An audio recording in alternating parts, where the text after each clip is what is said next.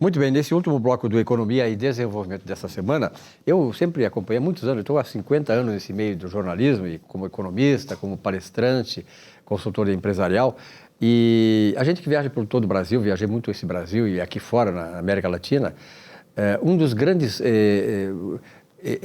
impedimentos ao desenvolvimento dos países, das nações, das regiões, é exatamente a montagem de uma infraestrutura econômica que possibilite exatamente que a economia se desenvolva e ali nasça, né? Uma geração, uma civilização, enfim. Isso está acontecendo no Brasil. O Brasil hoje vive sob 4 rodas, ou 15, 16 rodas, dependendo dos eixos dos caminhões. Então, a nossa rodovia é importante, as nossas rodovias são importantes para, enfim, ajudar no desenvolvimento do país. Eu estou aqui recebendo hoje, mais uma vez, com muita honra, o doutor Carlos Wagner Firpo, empresário, que trabalha nessa área de infraestrutura. Isso é bem verdade, né, Wagner? Prazer em tê-lo aqui uma vez mais. Prazer é nosso aqui também, estar presente assim. Sim, com certeza, não é? Hoje a maior parte do modal rodoviário do Brasil, né, é realmente o modal rodoviário, né?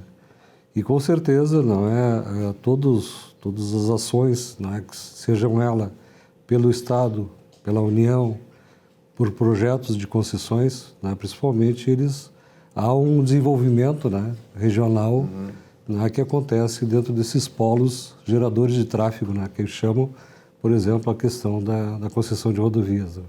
Isso está acontecendo, eu acho que o Brasil está destravando, né, esse verdadeira trave que fazia com que nós não pudéssemos ter um impulsionamento do desenvolvimento econômico. Isso está acontecendo.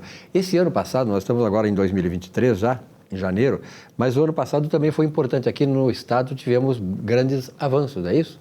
Sim, exatamente. É. Nós tivemos em 2020, né, a questão do edital de concessão, né, da RSC 287, né. Foi assinado o contrato, né, em 21, né, e começou a operação em 21, setembro de 2021, né, que é a RSC 287, que liga Itabaí a Santa Maria, né, que foi vencida por uma empresa espanhola, né, e que está hoje, não é, em plena operação, né.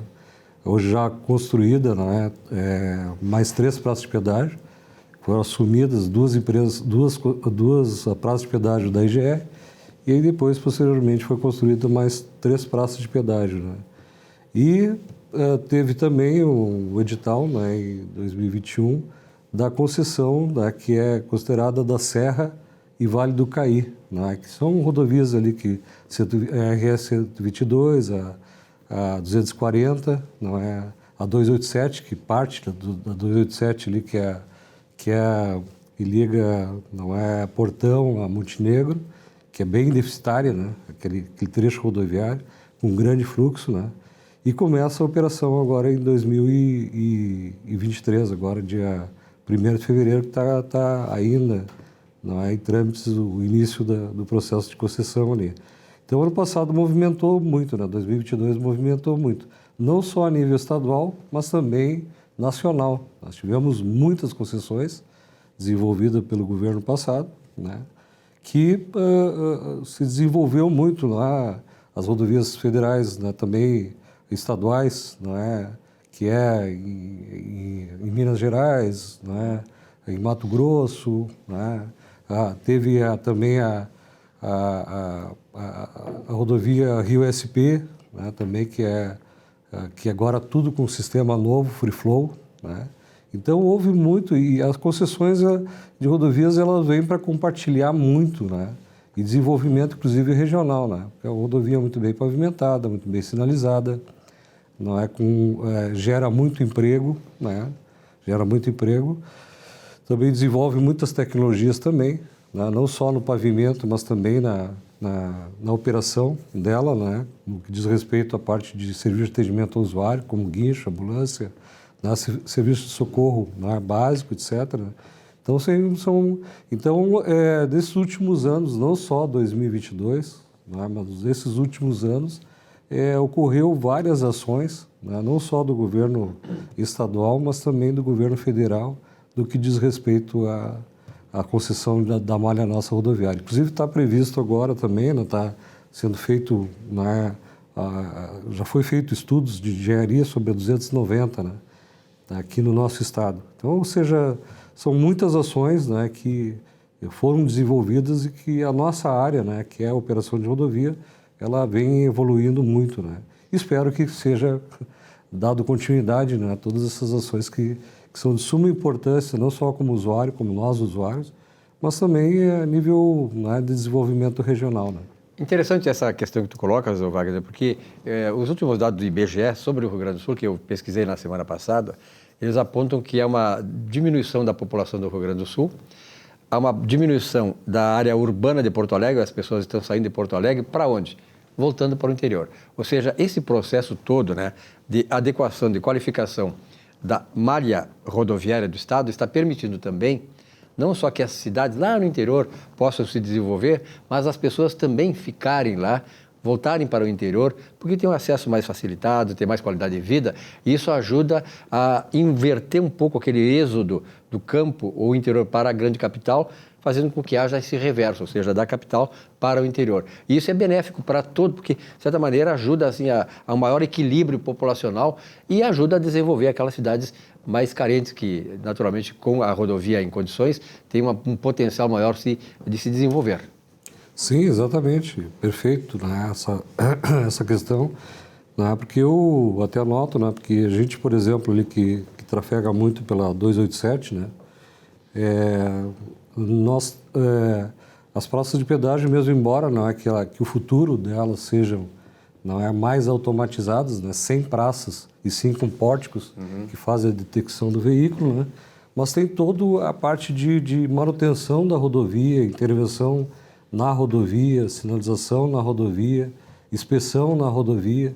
Então isso gera muitos empregos, né, e gera também uma parceria que as concessionárias de rodovias têm com os municípios locais para o desenvolvimento também de pessoas, né, na própria região, porque as praças de pedágio elas ficam localizadas, né? Então tem muita interação. Então há uma retenção, né, das pessoas, né, ficarem mais nos seus municípios que já estão, não é, já estão tem mais com qualidade de vida, inclusive, né? Manter uma qualidade de vida, né? E isso é importante. Agora, uma coisa interessante, não sei se foi Dan Ariely, um grande escritor aí, um dos livros que eu li dias atrás, e ele estava dizendo que tudo na vida é custo-benefício, que nós somos seres humanos, nós somos um ser econômico, né? Nós raciocinamos do ponto de vista econômico. Ele diz até o seguinte, que o próprio criminoso, e se relaciona ao caso do Brasil, o próprio criminoso no Brasil, por que cresce a criminalidade? Porque o custo é menor do que o benefício. Ou seja, nós sabemos que vivemos numa sociedade que pune mais o cidadão honesto do que o desonesto. Libera criminoso, né, e quer prender os caras que têm integridade. Então, esse tipo de avaliação também se serve para as rodovias. Por exemplo, quando começou esse processo de concessões rodoviárias, com pedágios a serem cobrados, houve muita resistência da população. À medida que o tempo foi passando, a população se deu conta de fazer essa relação, que o custo é mais baixo do que o benefício que a rodovia traz. Graças a Deus estamos nesse processo, nesse nível. Sim, exatamente. Inclusive vai acontecer, não é, na operação, por exemplo, da concessionária que vai administrar ali a Serra e o Vale do Caí. Exatamente, começa em fevereiro agora. Então há uma situação ali como tu falou, né? Por exemplo, a Praça de Portão, né? A Praça de Portão hoje ela tem uma que administra agora a EGR e vai passar para a nova concessionária. Então ela vai absorver, não é, os modos de pagamentos que se utilizam hoje na praça de pedágio, só que vai aumentar o valor da tarifa, né? E vai inclusive, não é, extinguir, não é, hoje um padrão de isenção, né, que existe dos veículos, não é, registrados na cidade de Portão, né? E aí o que acontece? Hoje eles são isentos, né? Amanhã eles vão ser pagantes. Não é claro que, obviamente, o usuário sempre tem uma tendência, não é, de reivindicar, não é, essas questões aí. Mas eu acredito que a concessionária já deve estar trabalhando. Porém, não é, todas essas isenções também isentariam, não é, o ISSQN do município, né? Ou seja, não tem arrecadação para o município. E aí ela vai começar a ter arrecadação. Então, ou seja, já vai compensar. Então, é uma fonte de recursos para qualificar melhor financeiramente as regiões, né? Isso é importante. Exatamente. Né? Então, ou seja, aquele fato. E tem também um programa, né, que é chamado DUF, né, que é o desconto de usuário frequente, que agora tem nesse novo programa. O que acontece? Aquele que mais utiliza a rodovia tem mais desconto. Então, isso é importante, né, ter essa questão aí, entendeu? Então, aquele que usa pouco vai usar para aquilo que... Claro. E, obviamente, também tem outra... Tira mais vantagem desse custo-benefício. Exatamente. Esses novos programas, inclusive, que estão surgindo, que até tem esse lá em Belo Horizonte, que está fazendo parte de proposta, o Free Flow, né? Esse programa é interessante porque ele é pagar pelo que usa, né? Os pórticos ficam nos acessos e paga pelaquilo que usa. Então, o usuário que usou aquele determinado trecho de rodovia, ele acaba pagando somente para aquilo. Não fica naquele modo descompensado, né? Que a pessoa usou ali, não é, um trecho de 5 quilômetros, já teve que pagar uma tarifa daquele que usou 70 quilômetros. Né? Então, ou seja...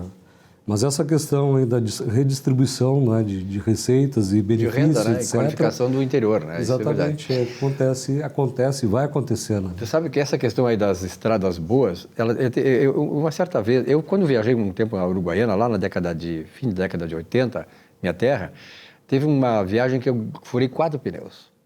Bom, aí há uns 8 anos atrás, 6 a 8 anos atrás, eu fiz uma viagem aí e comecei a falar com os donos de borracharias das estradas. Sabe o que eles disseram? Disseram, olha, essas rodovias acabaram com o nosso negócio. Então aqui, por exemplo, daqui para Rio Grande, uma certa vez eu fui, e tinha, digamos, 30 borracharias da coisa. Ficaram 3. Ou seja, isso mostra que o custo-benefício veio em favor do motorista, porque ele deixou de ter pneus furados, desgaste da máquina, né? E todo o incômodo que uma estrada mal aparelhada, mal conduzida pode proporcionar ao viajante. Exato. Então, é uma vantagem prática, né? Não, exatamente, exatamente. É o que muitos discutem também na questão do IPVA, né? Porque se paga 2 vezes, etc. Então, ou seja, essa questão aí, por exemplo, que são situações que acontecem ao natural, né? Esses acontecimentos, né?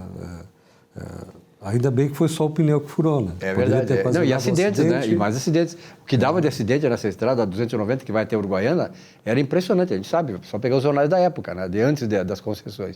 E houve uma redução drástica, graças a Deus, e graças a esse processo todo de concessão, que o país, né, através de mentes mais abertas e tal, e realmente socialmente mais responsáveis, abriu para botar a iniciativa privada a cuidar disso aí.